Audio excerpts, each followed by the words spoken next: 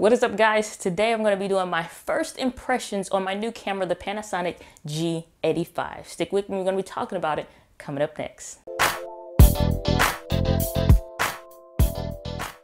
Hey, what's up, guys? It's Diana here with Entree Woman TV, helping transform your passion into the business that you love so you can start the side hustle that you want. And on this channel, I do small business as well as video marketing tips to help you fulfill your vision for your business. So if that's something up your alley, consider subscribing. So today I'm going to be talking about my first impressions checking out the Panasonic G85.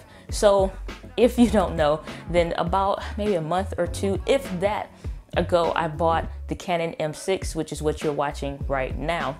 I was so excited to get this camera that I didn't really consider more options other than the few things that were wrong with my Canon M3. Not really things that were wrong with it, but just the areas where it suffered the most that were becoming challenging for me to use it.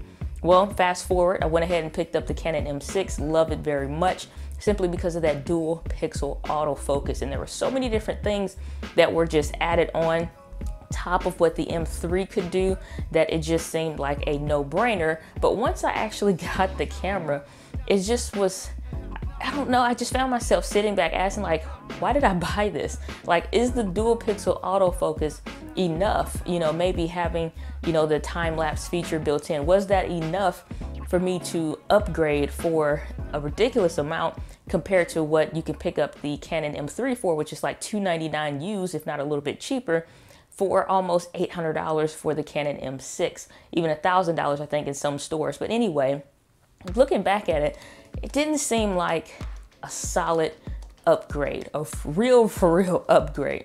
It just seemed like something better.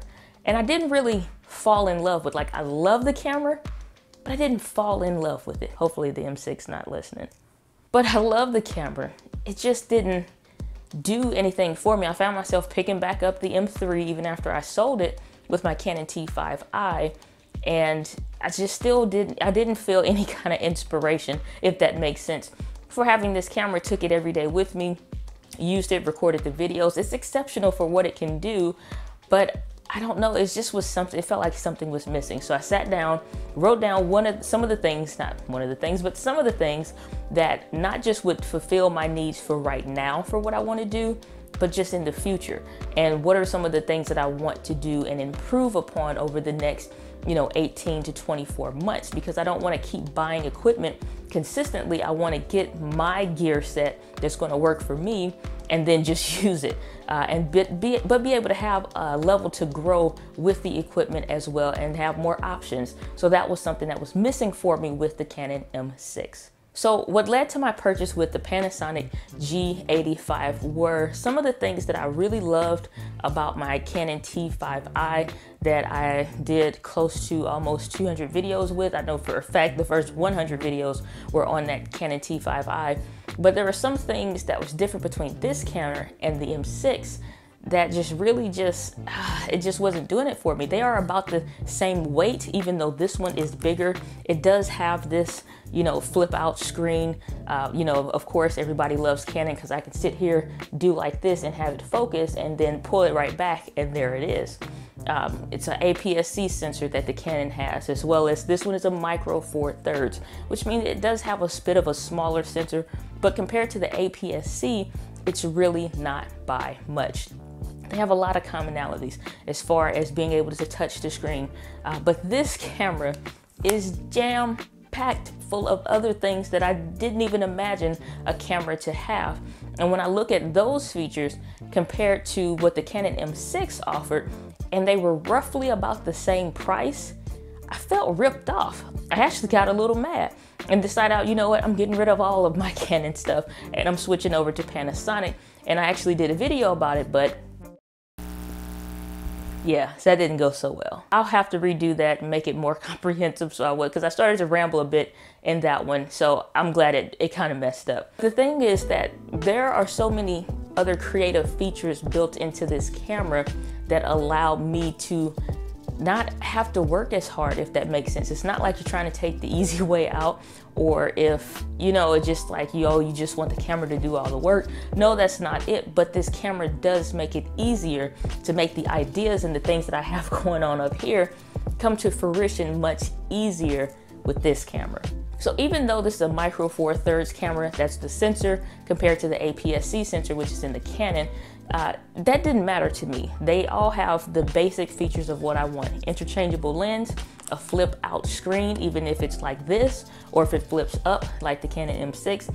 And I did a review vlog, as well as I did just, again, first impressions kind of video. I'll link those up there in the YouTube card, so you can check those out on the Canon M6. Review for this one is coming, comprehensive review, and a really cool, really neat review vlog that I did with this Canon M6. I'm actually editing it now.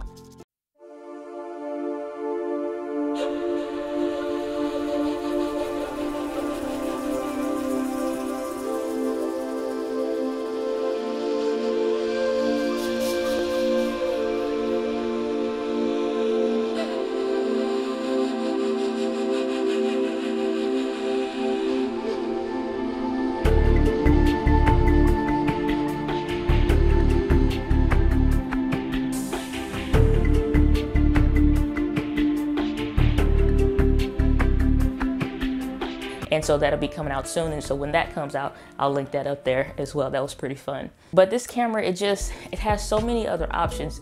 And compared to just being able to make sure, which is important, but just make sure that I'm in focus, or that when I move the camera kicks up, or, you know, being able to do like this and it, you know, zooms in on it, it focuses really well. Those things are great. But the thing that I found when I really started to dig deep between Canon and Panasonic, or Canon and Sony, or whatever, I really started to get disappointed in Canon overall. So some of the things that really started to upset me, that really forced me, not really forced me, but led me to buying this camera over another camera, or upgrading to a ridiculous camera like, you know, the 5D Mark IV that may have 4K and stuff like that. Even though I have talked a numerous amount of times on the channel here about not having a need yet for 4K, it doesn't mean that next year I won't want to upgrade to 4K. Again, I don't want to keep buying cameras. I don't want to keep buying equipment, because the thing that comes with equipment is the accessories, you know, is the storage and everything else like that. So with Black Friday that just recently passed, I decided to go ahead, upgrade all of my equipment so that I could prepare to go ahead and create some of the things that I want to have, some personal projects that I wanted to be able to do as well. So 2 cameras would be necessary, but I'm not sure if the M6 is necessary anymore. Again, I'm not doing a comprehensive review, just kind of sharing my thoughts on the camera. So this one has so many different features packed in, not to mention 4K, which just is, Canon had nothing to compare to this, and that was the big problem. Now, looking almost, you know, a year later since I bought the Canon T5i, and just the transitions that I have made, and just the skill level that I've developed when it comes to videos and the things that I'm able to create.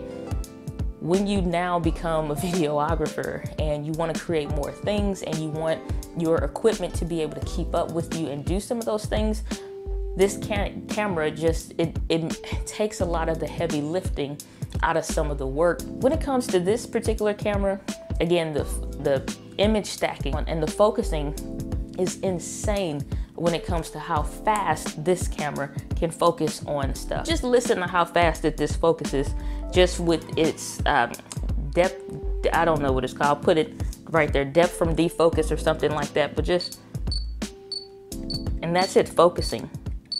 It's crazy fast. And you say, how can it focus that fast? I have no idea. It's freaking magic. I have no idea. While people may complain about just the autofocus, continuous autofocus or whatever, if I want to sit and do a video like this, or move stuff around, or just whatever, but I want it to focus on one specific spot, like my face or whatever, it has a tracking feature so that I can just touch my face, and then wherever it moves, or wherever that object moves, it tracks it. So that's not been a problem for me. I've not had any failure issues. Again, I've been using this camera for close to almost a month now. It's not causing any issues for me. So hopefully you enjoyed my, you know, just kind of like my overview, if you will, just my thought process and some of the things that kind of impacted my decision when it comes to, you know, picking out my specific camera. I don't know, question of the day, what are some of the things that you look for in picking out the camera that'll work for you in your small business or even just for vlogging. So let me know down in the comments below, and you might help somebody pick out the camera that's right for them. So definitely consider subscribing if you love videos like this. We actually have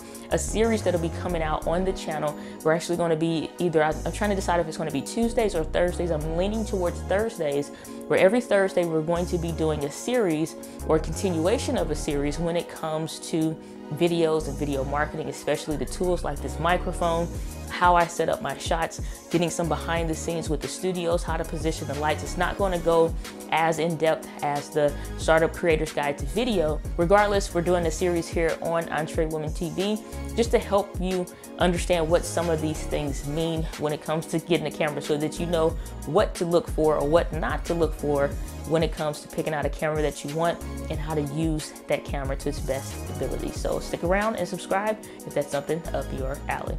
But as always, my friends, live with passion. I'll see you guys on the next video. See, that's something else that I didn't even talk about in this video. I don't have to worry about these 30-minute record times. This thing has unlimited recording, and I get to see the mic levels on the screen. It's just simple stuff, man. It's just simple stuff.